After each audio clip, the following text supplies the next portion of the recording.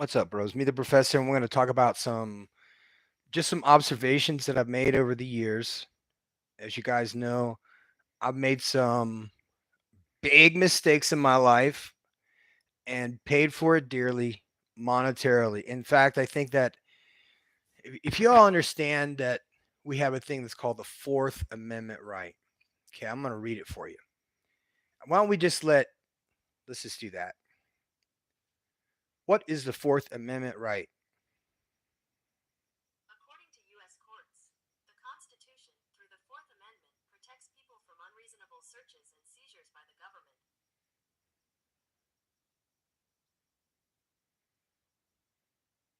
And it goes on to say the Fourth Amendment, however, is not a guarantee against all seizures and searches and seizures, but only those that are deemed unreasonable under the law.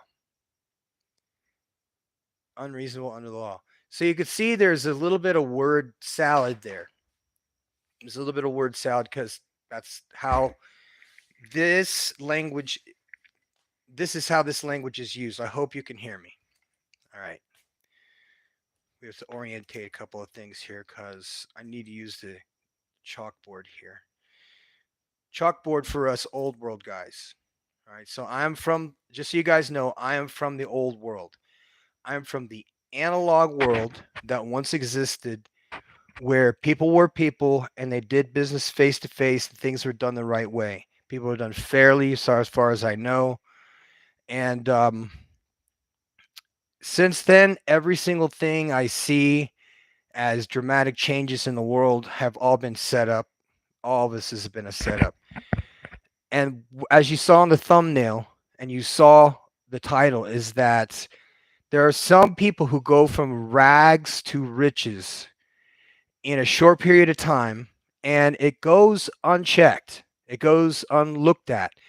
You and I try to make small changes to our lives to make it better, and it gets scrutinized and it gets shut down. Well, there's a reason for that, you guys.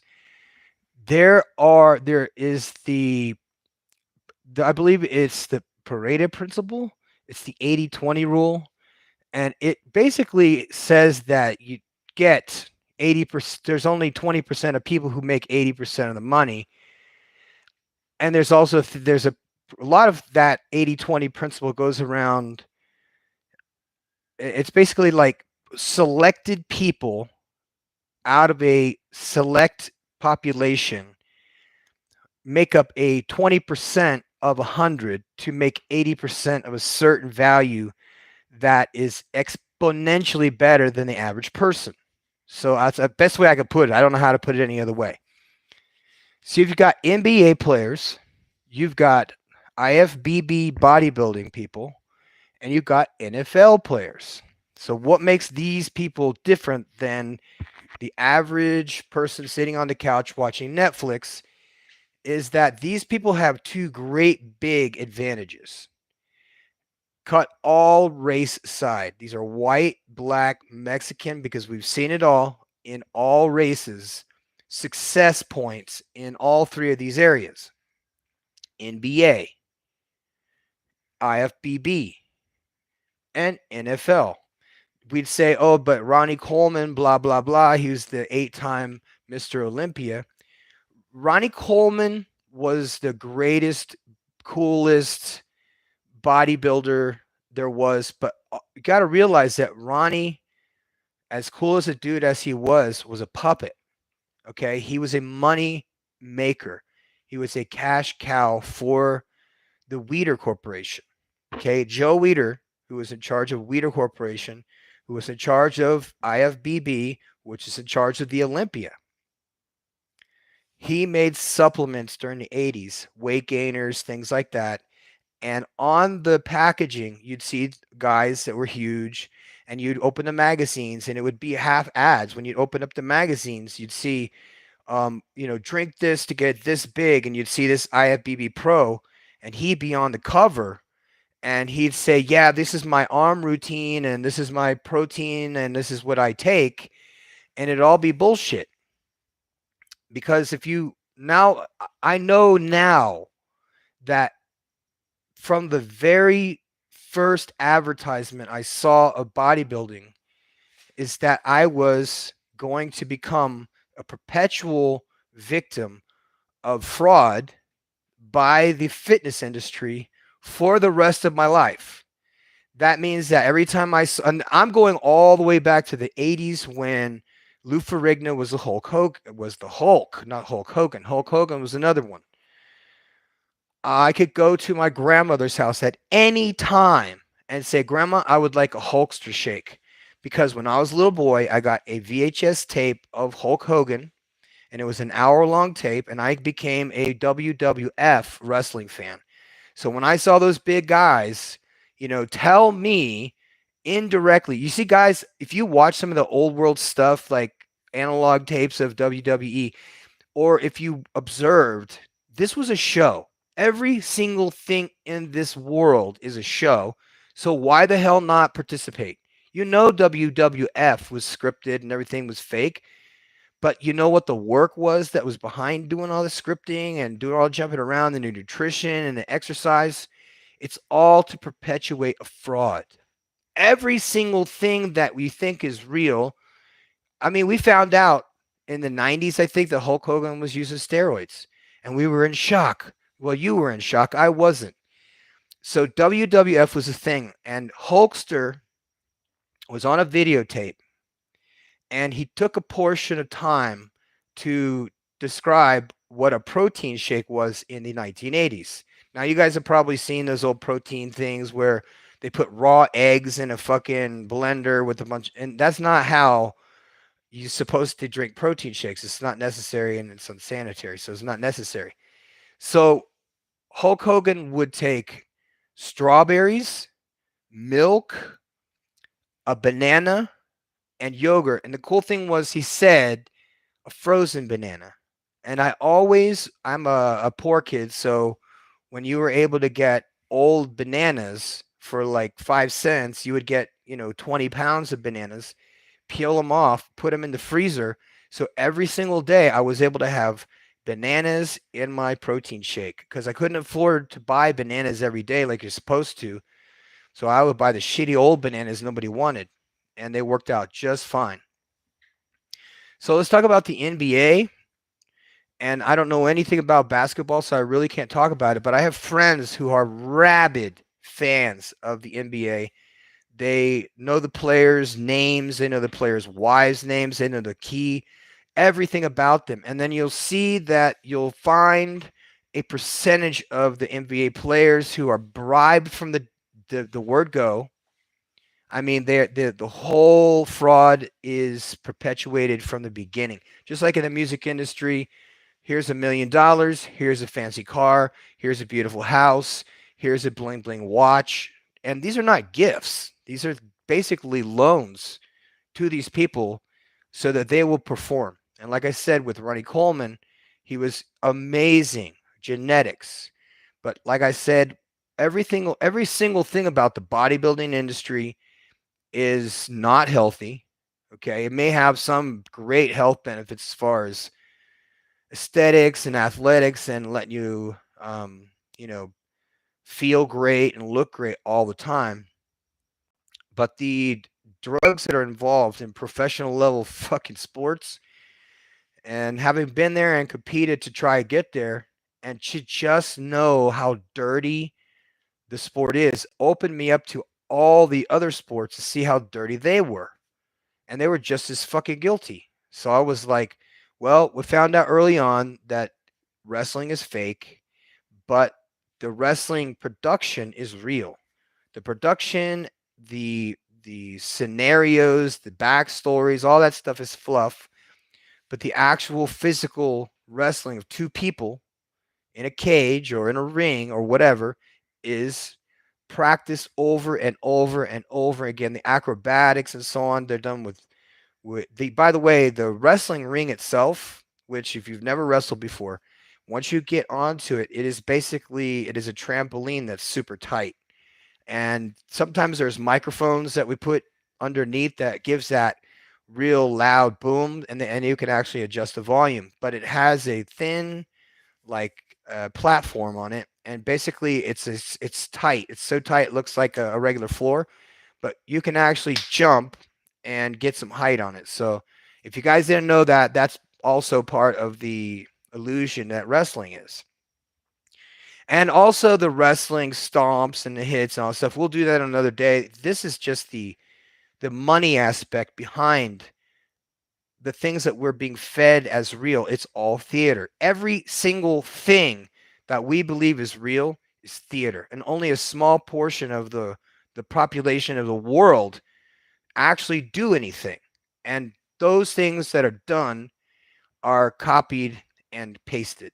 So, and what I've noticed in as of recent years, there is this long, deep secret about making money online, and it seems to me like it seems to be the same thing. It's just nothing more than a copy and paste, you know, some service or some class or some seminar or something like that, or some pyramid scheme that people develop relationships with people online, so they develop trust.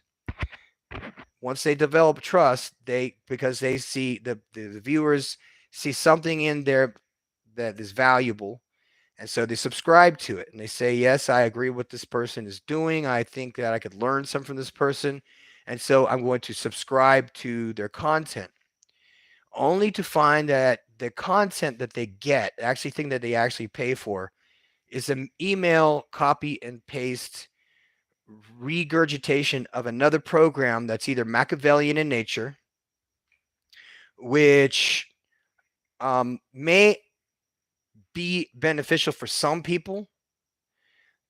Being your own boss is good. Being an entrepreneur is good. Being a closer is good, and all those things like that. On the electronic side of the world, that has been great. And there's probably been a lot of millionaires made out of that industry. Unfortunately, I don't see the digital world as being long for this world, because I've seen with my own two eyes that the things that are perpetuated through the court system, through government, through Hollywood, through music, all these industries are corrupted. All these things are built to make money off of us. That is the only reason why these things even exist. They're shells of what they used to be.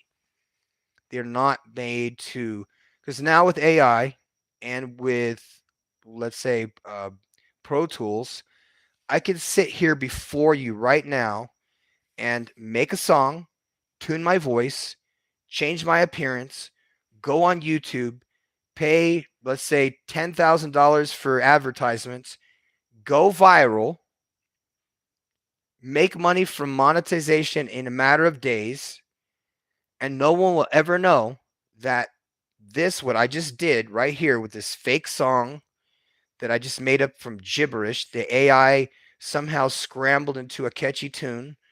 And now the AI has created an image, it's a fake image, not a real image. It's an image of me that would be considered the most attractive to the demographics that pay the most money and that pay the most attention. So you understand how easy this is now on social media, because it's been done. All the pretty girls have done it. First, they went on there when there were no filters. Then I went on there with tons of makeup. Then I went on there with tons of makeup with extra filters. So now they've got attention, and that's monetizable. So people are able to tune in and watch somebody do something ridiculous, an NPC basically, and make money from that, from the amount of time that our eyeballs, which are connected to our, which is part of our brain, is now mesmerized into this idiot tube. And what's happening is that we are feeding into a hypnotization. And like I said, it started off as just a girl with just some makeup, and then it was just a filter, and then it's just pure AI fakeness, sucking us into this machine and taking from us our attention. See, we may not know it, but the value behind our attention is that advertisers pay per click, per minute, and then when that process, if something is being sold, is then generated, a lead is generated, and then you buy something off of Amazon, and then whoever created that link, it created those backlinks, and all the people in between are being paid 5 cents per click, per person, per second, per day, by the millions. So you can see why you not seeing this and me seeing this with my own two eyes. I watched a man and his friend, his roommate. We were all living in Medellin at the time, and these guys were internet marketers. So I'm thinking, all right, tell me about this internet marketing thing that you do that makes you great money that you can live here in Poblado and you know what I mean, ride around and riding all the time, and hanging out with hot ass girls. And these dudes are balling, and I never had issues. And I was somewhat curious on how they could do so well in such a short amount of time. And it brought me all the way back to when I met Mr. Magic Jack. The Magic Jack was this device that kind of looked like this little box right here that used to plug into the laptop, and you used to be able to call home back in the United States when you were deployed.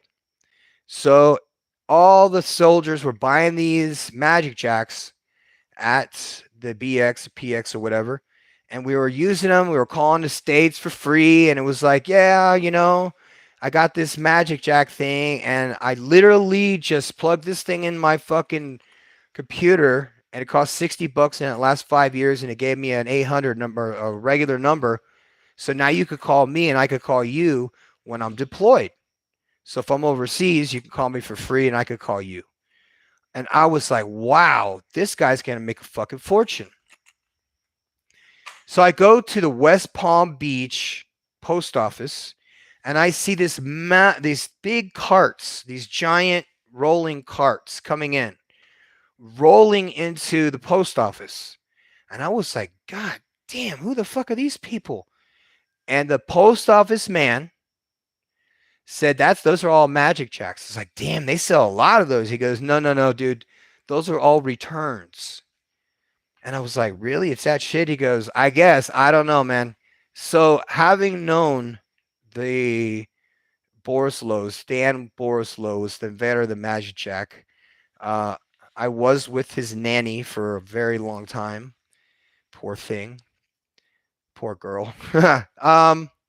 He was the owner of the women's soccer team for the U.S. soccer team. All those blue-haired lunatics that, you know what I mean, that think they're so much better than people. They're like that in real life. Okay, when I used to drive one of their cars, I'd pull up in the driveway, and they would think I was one of their friends, and I would be like, "Hello," and they would go, "Oh, hi," and they would go, "Oh no," and they go, "Oh." So they literally, you know what I mean? That I'm watching as this man is making fuck tons of money off of these devices, off of soldiers in the U.S. Overseas, and I'm seeing these returns coming in.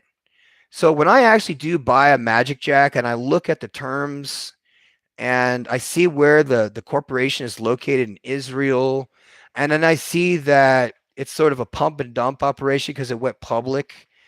And then I see how much money this man spends on the soccer team. And I see how much money he's spending on this mansion on the beach in front of Donald Trump's house in front of Mar-a-Lago.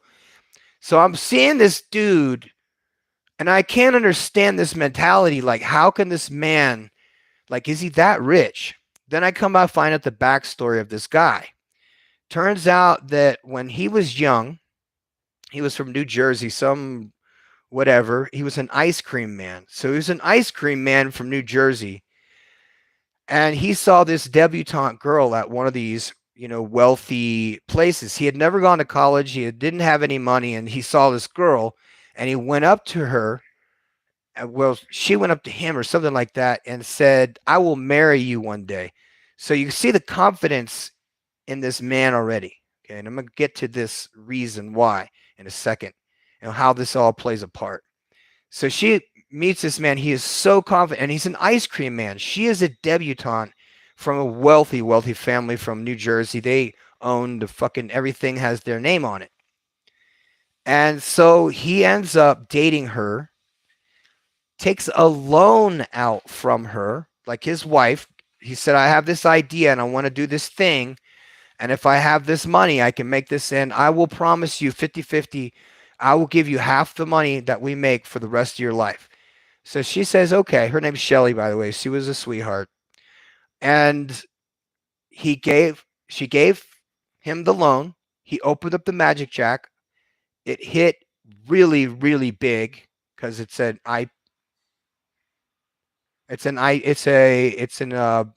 VoIP, voice over internet protocol, and it was a simple device made in China.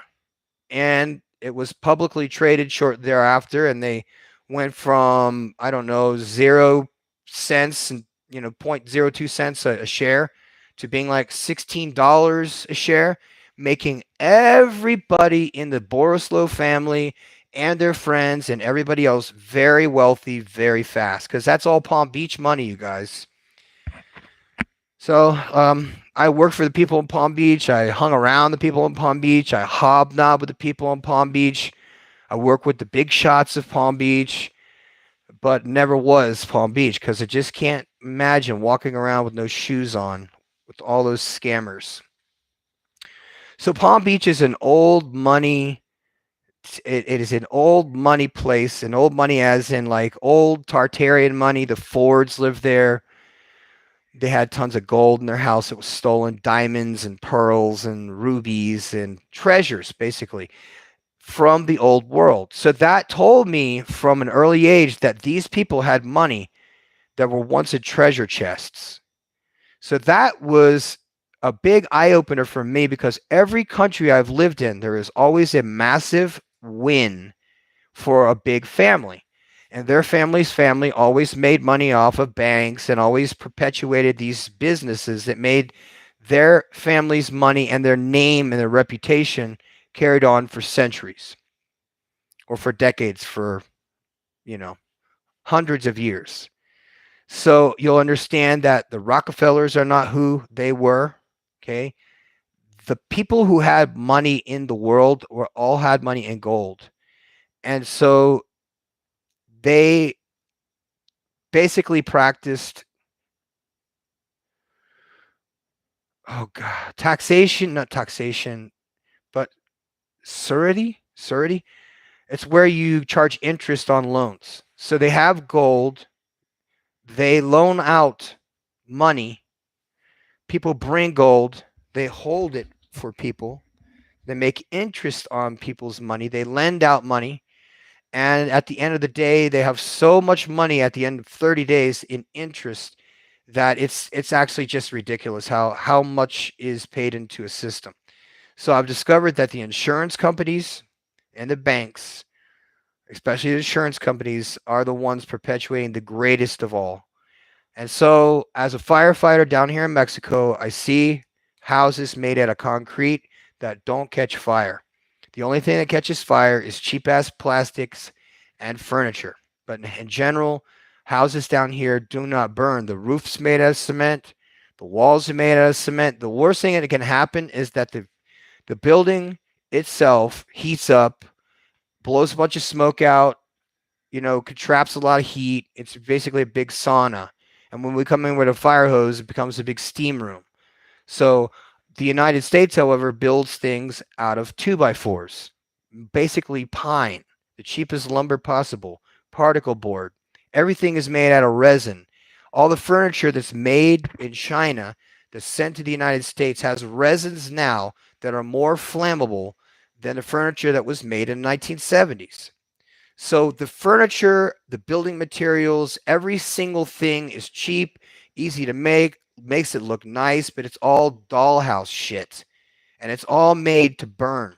The insurance companies know that.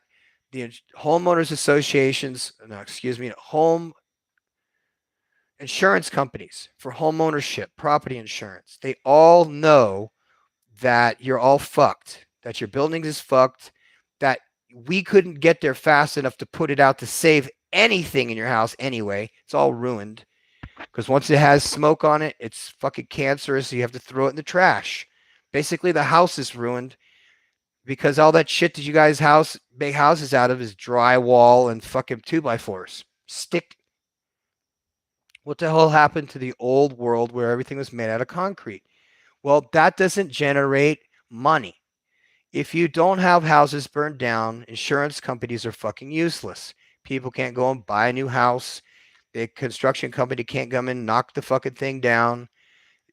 Those insurance monies are made to go and buy more furniture, to buy more stuff. You follow what I'm saying here? Every single thing that we do is disposable. It's overpriced.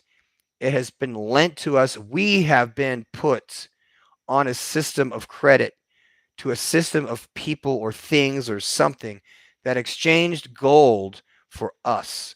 We are the asset because we're the ones that generate everything in the world. Governments don't generate profit, or they don't make anything. So you follow what I'm saying is that we have a fraudulent system of insurance. We have a fraudulent system of construction. We have a fraudulent system of government. We have a fraudulent system of money. That none of this shit is real.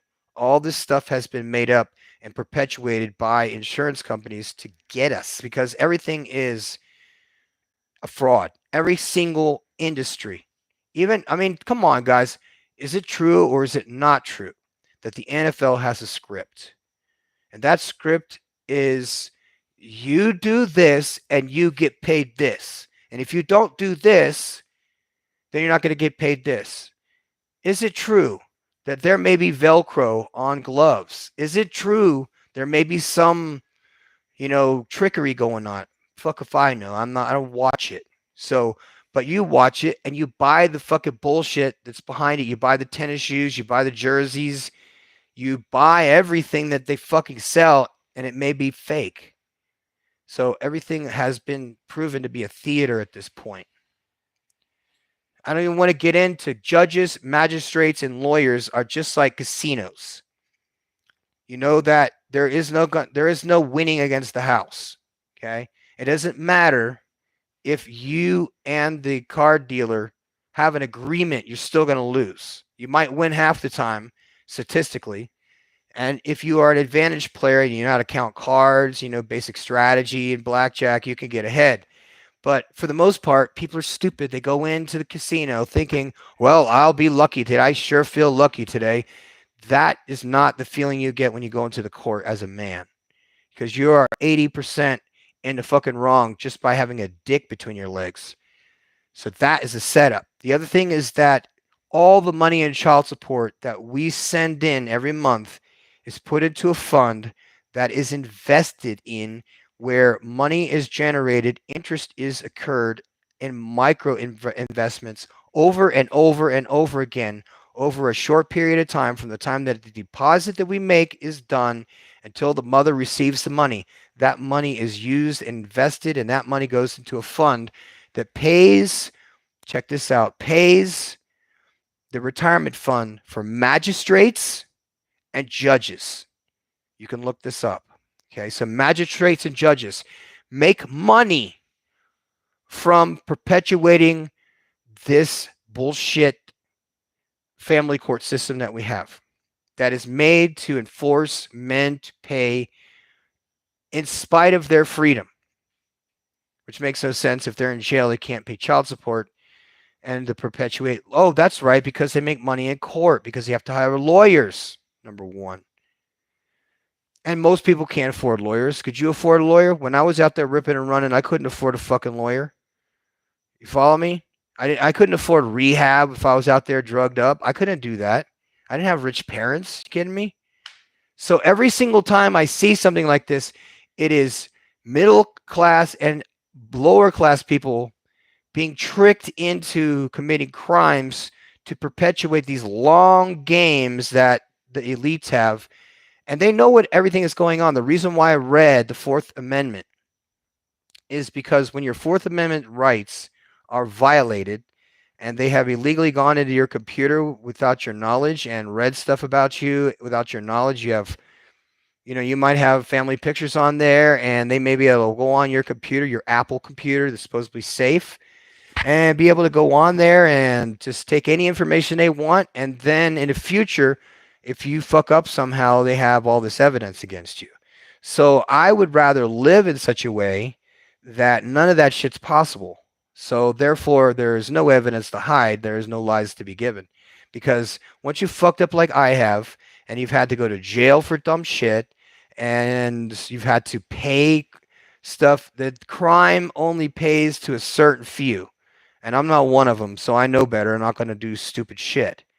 So having known that crime doesn't pay and that it only benefits a few, they target the stupid people, the useful idiots, if you will, to perpetuate crimes. That's why I said when all the looting was going on, behind all this looting shit is guaranteed to be a couple of fucking people who are probably wealthy, who probably are master criminals who just pay people, say, go to the Gucci store and just steal everything and come back here and I'll give you 10 grand.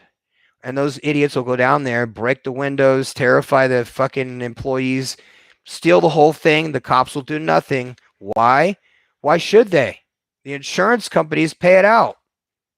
So doesn't that make sense? If all these insurance companies are required to be a part of these businesses by the government, enforceable by the government to have insurance, property insurance, and then the government then allows looting to take place and does not enforce the law while said looting is going on, and then the insurance companies pay out. Do you follow what I'm saying here? That's the same as an arsonist that goes around burning down fucking houses knowing that the insurance companies are going to pay out. So it's okay, right? That's how mad at a world we are now, that I'm saying that behind all of these fortunes, because you and I aren't getting rich. These people who burn their house, that burn their own fucking houses down, the insurance companies get rich from that. All you do is get a fucking refund and the hassle of having to build a new house, stupid ass. So arson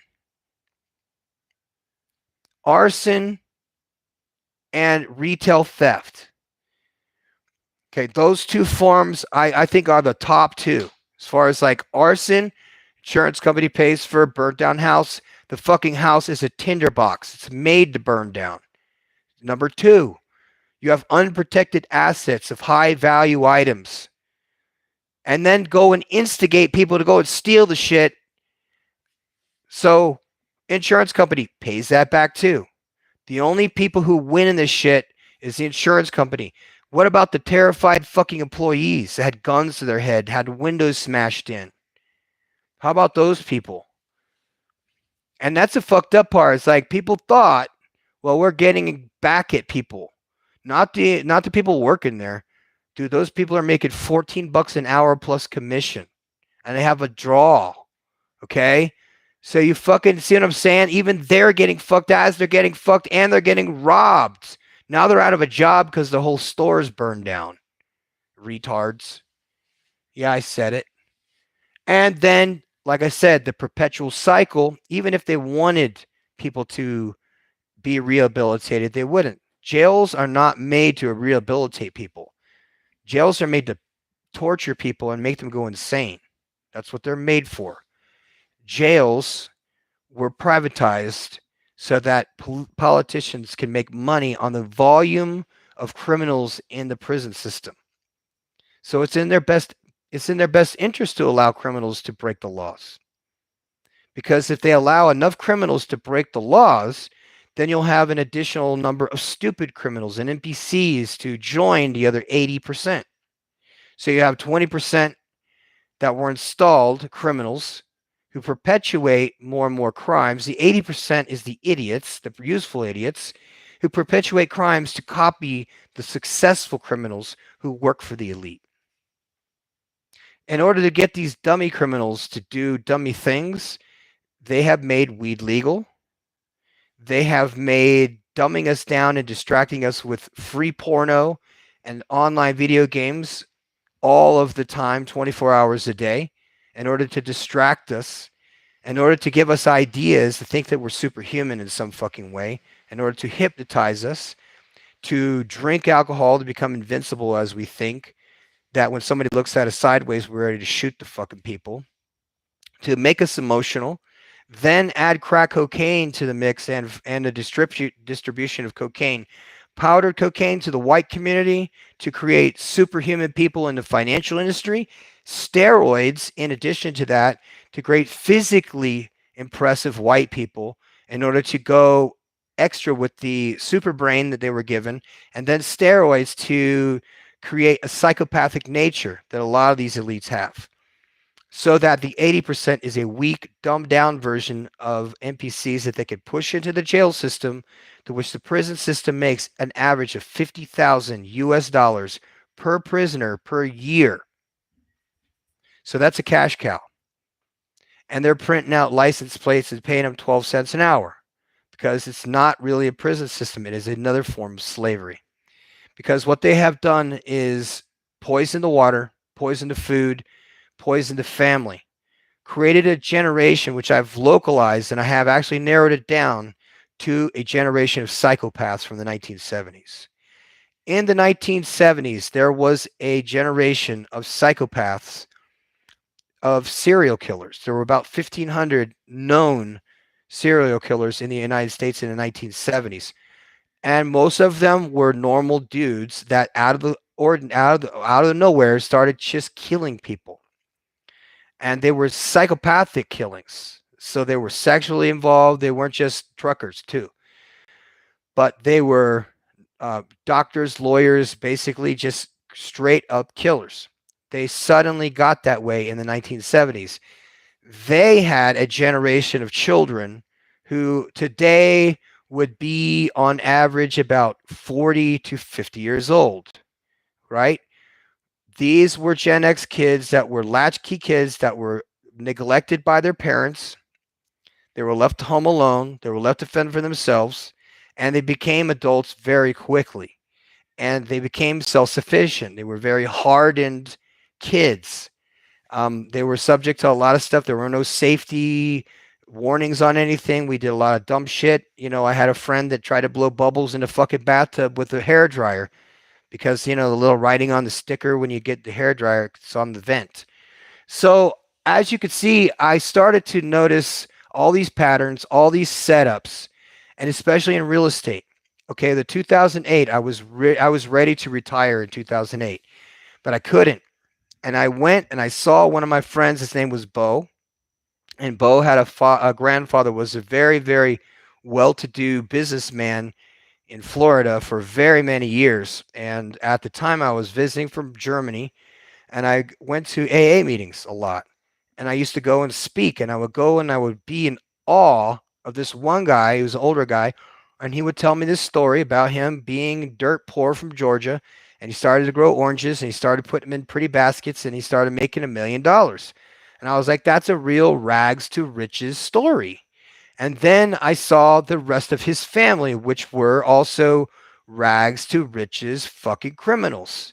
And what they would do is every time there would be something like buybacks for, let's say, timeshares, okay? Timeshares, scams, where people either are trying to sign you up for a timeshare or they're trying to offload your timeshare where you have to pay them a fee to sell your timeshare for you, and they scam you out of money. Or you were part of the 2008 bubble and you bought a house and it was an adjustable rate mortgage, so you decided, you know what, I'm going to call a company that just advertised on the radio and on television that they could lower my mortgage payments.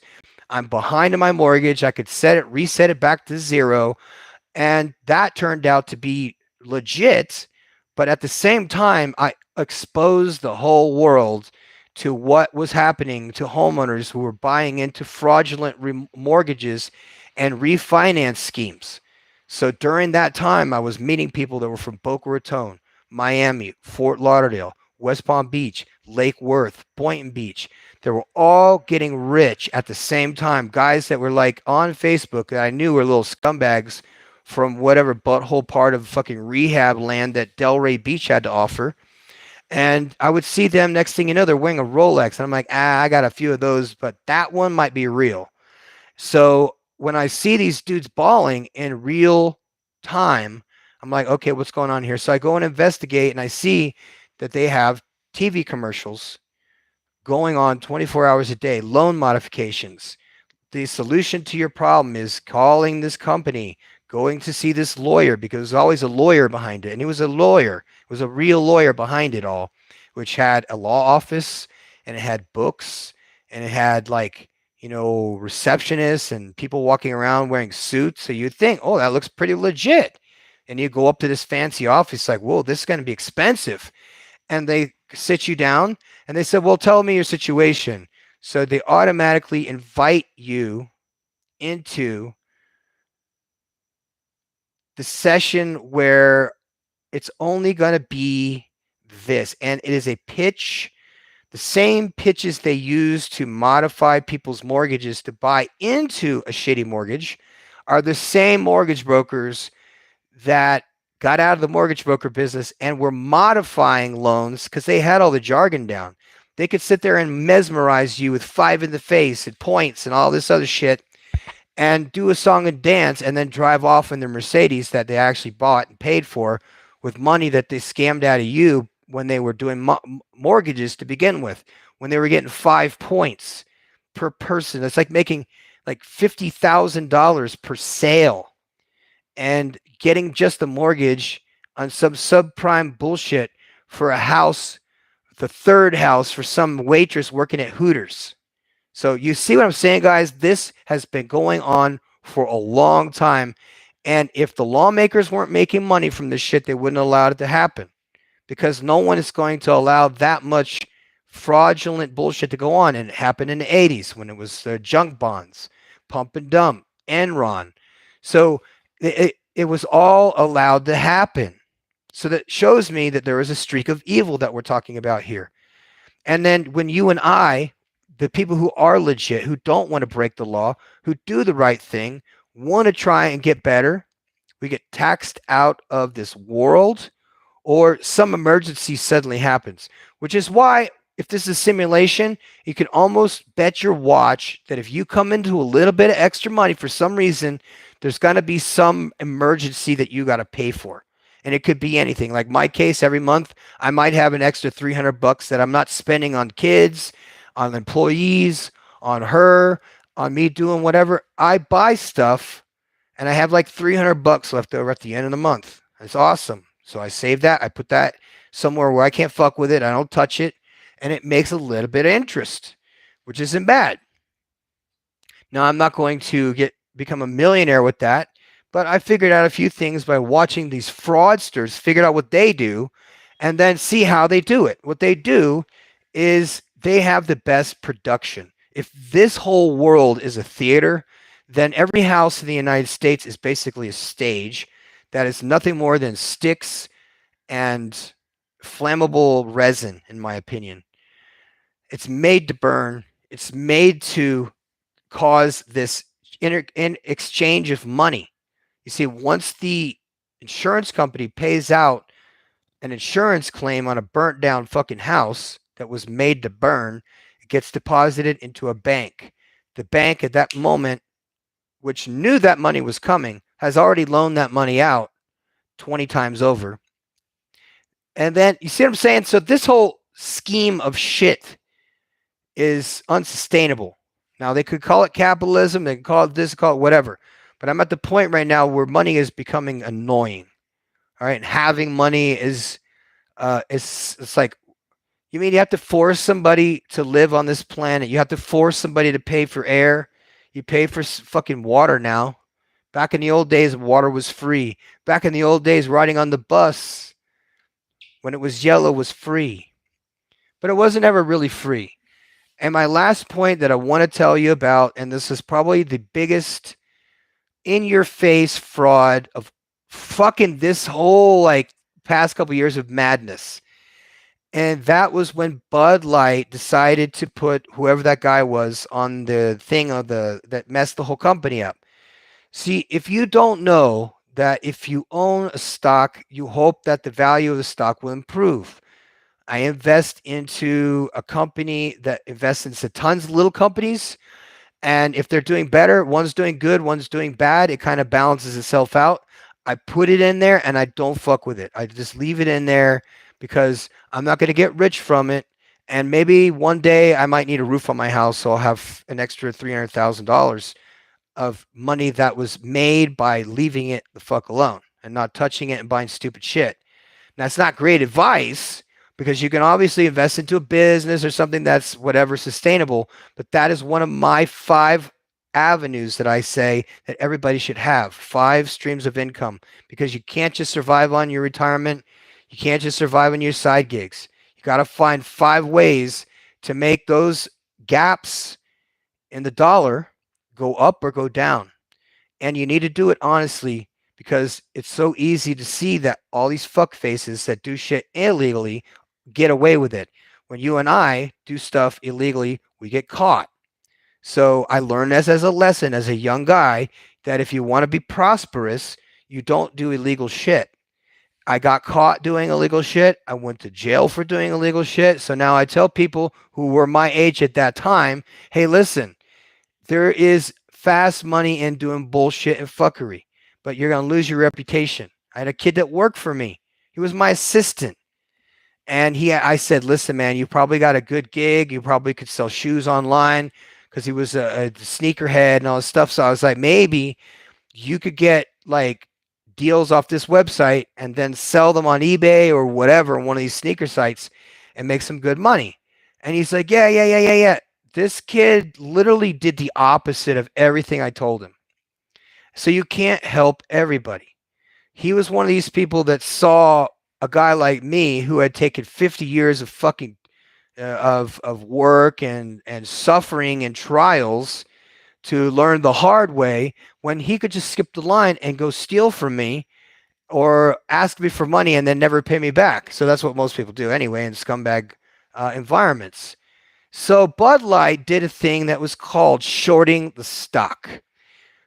Bud Light didn't do it, but people who knew that they were going to do this advertising campaign that was going to ruin the company and ruin the stock, they knew in advance that the value was going to go from 100 million down to 28 billion, 28 billion. So if they knew in advance they were going to lose a 60%, I know you can't see that. If they were going to lose, it's right here at 100 million. This is at, billion. Okay, so the stock itself was like hovering just little over, damn, how much was the Bud Light stock? But anyway, if you bought it and you shorted it, which means that you hoped the value would go down, you made a 60% return betting against that Bud Light was going to do good. Instead, you voted that it was going to go bad. So you bet that it's going to go down to this, knowing that it's not going to recover because of the marketing campaign that they deliberately made, knew that they were going to have an unfavorable backlash by the public. And thanks to Kid Rock and everybody else, see, y'all fail to see the big picture when it came to the Bud Light scandal. You guys saw a dude in a dress saying Bud Light, yeah, and I made all this as blah, blah, blah. We all know that was all phony. All of it was made up. Now it's like the dude's a dude again, but he's not in the United States. He's actually living out a dude life somewhere else. He's not even gay. He was an actor. And they did it on purpose. They knew that it was going to have backlash when the advertisements went out, and they knew that the value of the stock was going to fucking plummet. So what do smart people do to perpetuate a fucking fortune is they have to perpetuate a fraud. So this is how Bud Light did it.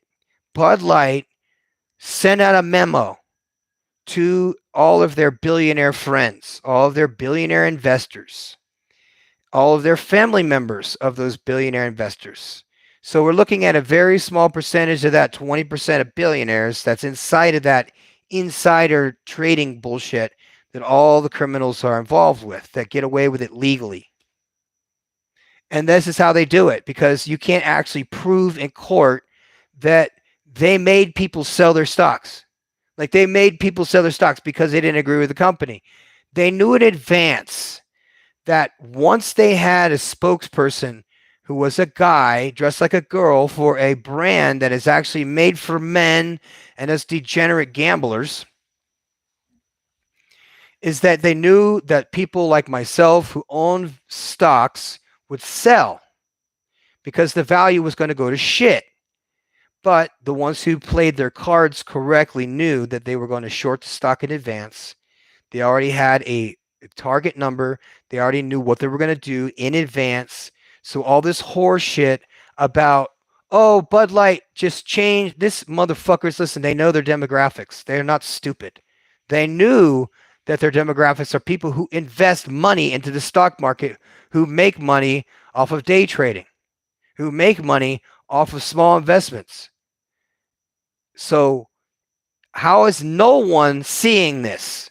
That they did it on purpose to short the stock. And they shorted the stock because they know that the world is fucking ending. They knew that the dollar was going to go to shit. And it's all happened right around the time that the BRICS nation decided, hey, you know what? We're going to start doing everything in gold. Fuck the US and the dollar. The petrodollar is going to shit. And now we see the next phase of the next fraud because the other countries are not going to put up with it anymore. They're like the World Bank could go suck a dick. We're going to start trading in gold. You guys can go fuck your dollar. We don't give a fuck about you anymore. You know, your whole leadership is fucked. You know what I mean? You even put a guy in jail. I mean, it's just stupid. It's fucking stupid. The whole thing is corrupt. The whole system is shot. And we are now at that point where we are citizens who now criticize each other for possessions about what we look like physically, about what we're wearing and what we're able to afford. I see everything as fake, and I see everything that you guys buy into as something that you see as valuable as being disposable.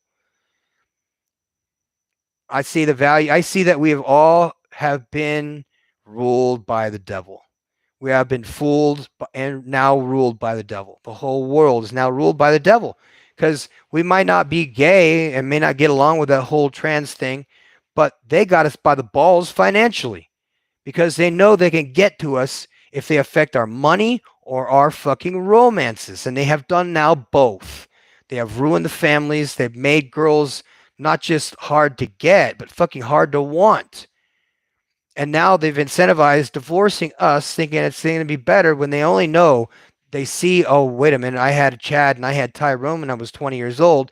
Now I'm 40, busted and divorced, and I don't know what to do. So I'm going to go out to a bar, which is what they used to do in the old days, but they don't realize that, or they jump on apps and they get guys like me that are just going to run through you and never marry you or take you seriously. So now we're at a very bad position. So now we have the legal system that is stacked against us men to have no incentive whatsoever to have children. So now we're not going to have any kids now, okay? Not in the United States anyway. Instead, you are going to go get your passport and you're going to go to another country that still has conservative values and still has people who go to church and still believe in God, and they'll go marry one of those girls that hasn't been run through by the whole fucking neighborhood. Then you're going to add value to that town by investing what you amassed, pulling your shenanigans in the States with dollars. And I don't care if it's doing your multi-level marketing or whatever it might be. All I can tell you is that if you do things in the digital, you know, you could do things from a distance. That's good. But there is going to come a day where there will be no more digital. There will be no more electricity. It'll be up to guys like us, the mountain men, the Silvestris, the wild men of the world, the Mad Maxes of the world, to teach this generation how to use tools and how to do things with their hands, how to do things ethically, to have work ethic for a change. Because I believe that the incentive to take money from you, some cause that you know to be false or incorrect or illegal, it's easy because these people get away with it. But like I said, there is an 80-20 rule. The 80-20 rule is that 100% of people can break the law and only 20% of the people can get away with it. So the other 80% who think they are as smart or special, just like the other 20% of people who break the law but get off because they have money, because they have lawyers, because they have clout, because they're, Justin Bieber or Justin Timberlake. And the rest of us who can't afford lawyers go to jail, get on probation, or worse. We fight it, we lose in court, then go to prison. You see what I'm saying? So there's no winning, which is why I say to anybody, if you're having thoughts about doing something dumb and illegal in order to make fast money, I'm going to tell you that your Fourth Amendment rights have all been violated. So no matter what you say, where you go, what you do, who you write, or what you take pictures of, or whatever you decide to do, that if a bank is robbed in your town and your GPS signal, which you might have turned off and you think it's on airplane mode, but it's not, if they have motive and they have a name or some reason to follow you, they will, because they can. They can actually track down every single person who went by that bank that day during that time, and they can figure out who did what, even with your GPS turned off, even on airplane mode. They can hear conversations. They record everything that you say and do, and even this conversation we're having now. So, what is the point of breaking the fucking law if you know that the law is watching you, especially if you have a record? If you have a record and you are not actively doing something productive in life, you're going to be characterized by the AI very quickly as a potential criminal in the future, to the point where they can actually predict the future of when you're going to break the law. So, knowing this information, that if AI and cameras galore, cameras just sitting there, just reading your face, every convenience store you go into, it's all connected. It's called a loop system. It's all internal. And it's reading your face. It's documenting your features, the way you walk. So that way you have a thumbprint of everything about you everywhere, all the time for the rest of your life. So they don't even need DNA. They got these that read your face. Your face is like a thumbprint, unless you're going to walk around with the mask on every fucking day, or you're going to paint your face like a fucking insane clown posse. So all of these things that I have talked about today is because this comes down to one thing. All of the crime, all the infestation, all the misery of the world, every single thing that you see as wrong or right in conjunction with either party, left or right or wrong, evil or good, is that every single fortune that these people make, every single fortune that you see made, even as innocent as a diver stumbling upon a sunken treasure ship, every fortune, including the treasure that's in that ship, originated from a fraud. A crime was committed to those people wherever that gold was taken from, put on the Spanish galleon. Yeah, the Spanish galleon sunk, and those people probably died. But that whole system, from the moment, this is way before 1492, you guys. This is way before the fake story of the Pina, the the the Puta, the Maria, and the Santa Maria with that fake Columbus guy. All bullshit.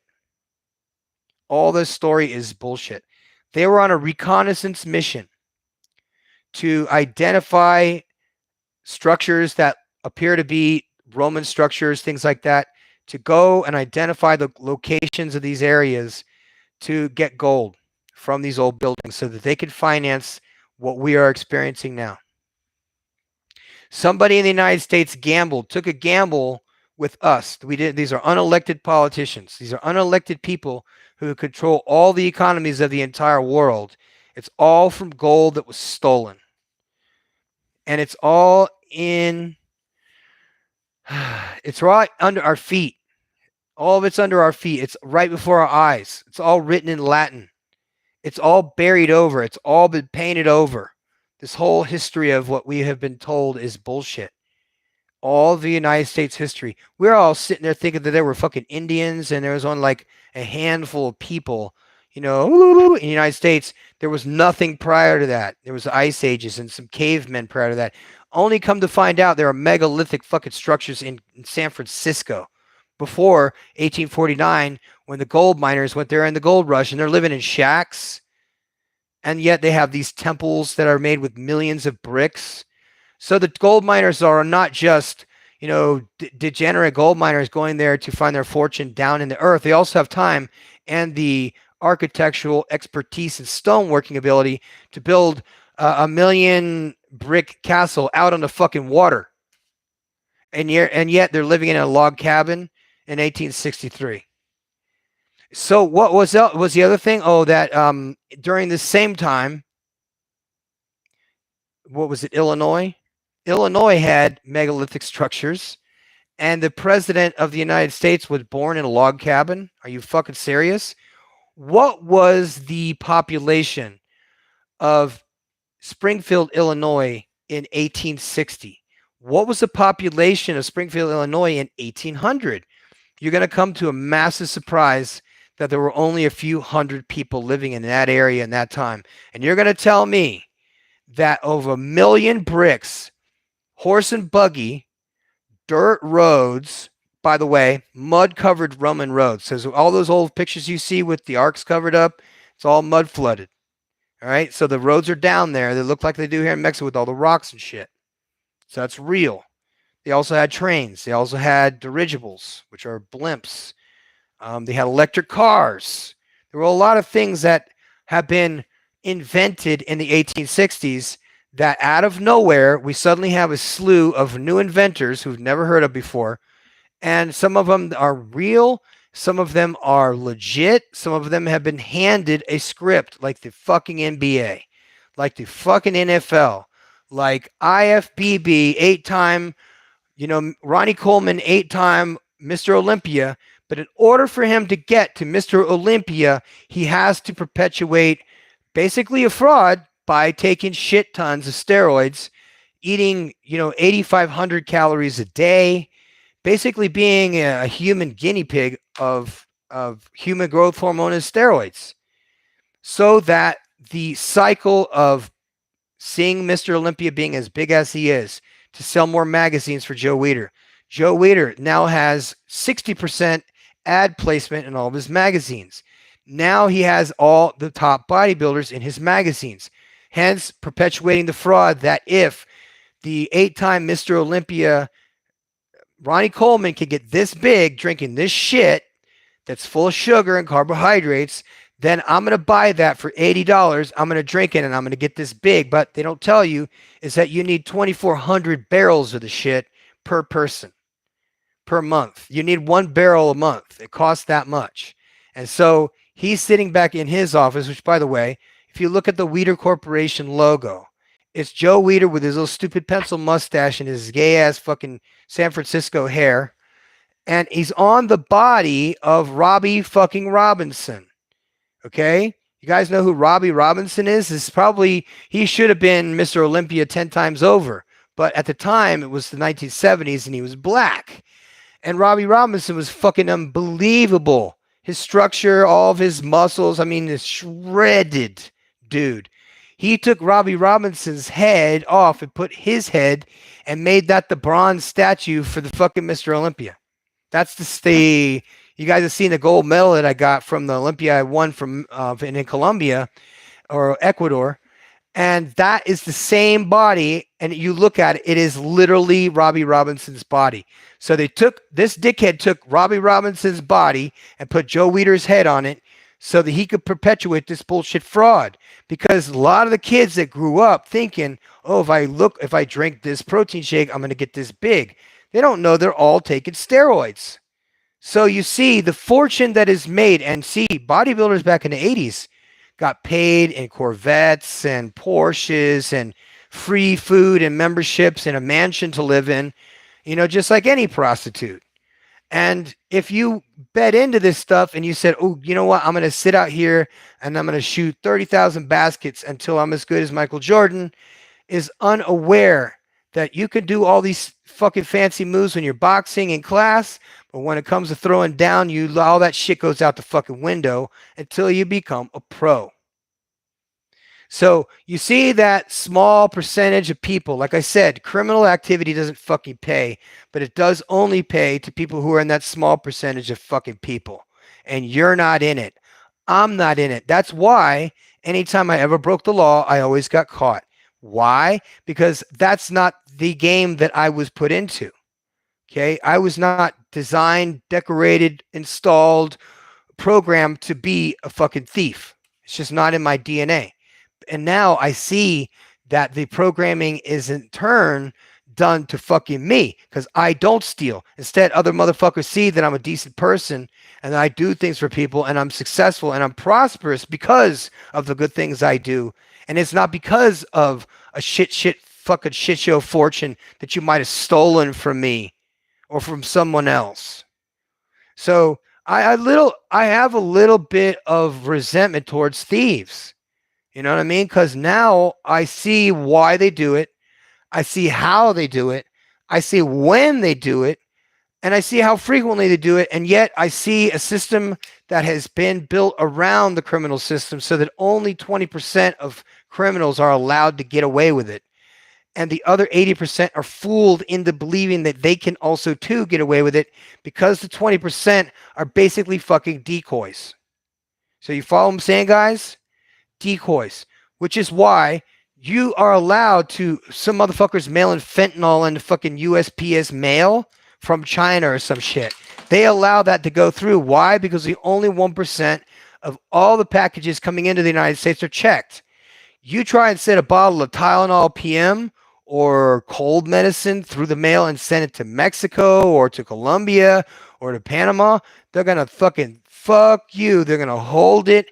They're going to fine you if they know how to do that. I mean, there's no winning at being a criminal, and there only is upside for the criminals.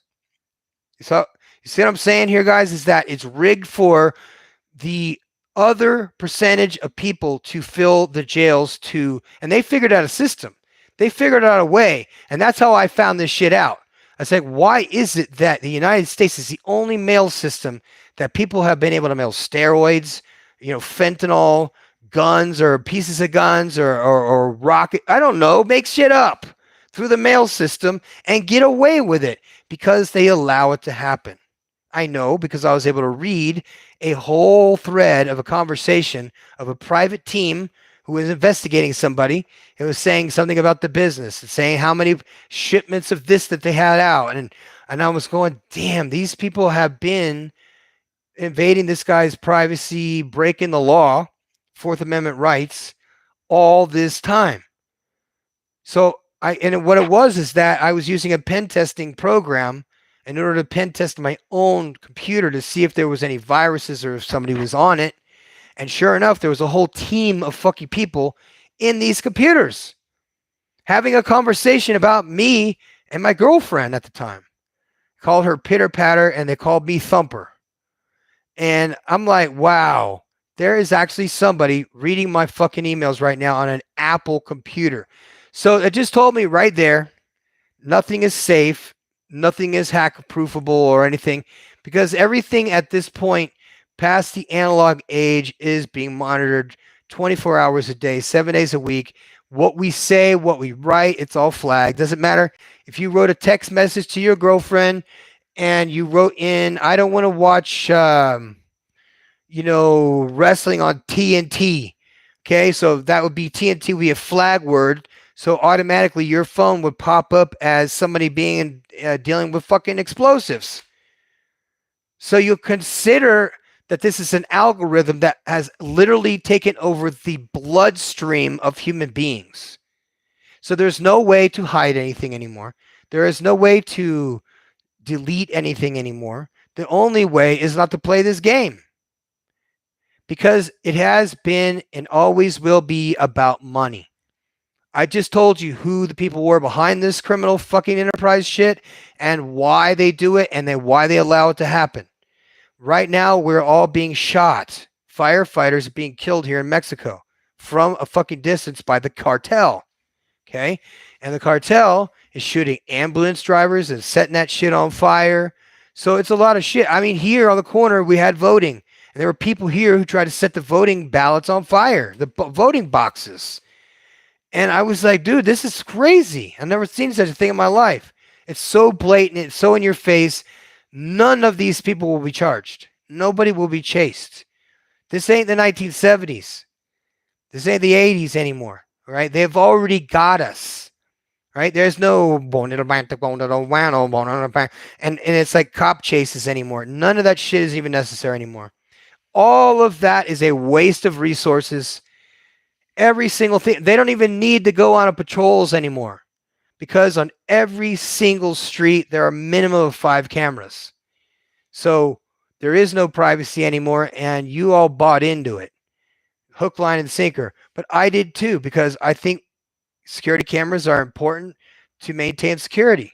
Problem is that when you give access to said security cameras to the government, now you have basically a babysitter sitting there staring at you, listening to every word you say, and taking notes of every transgression.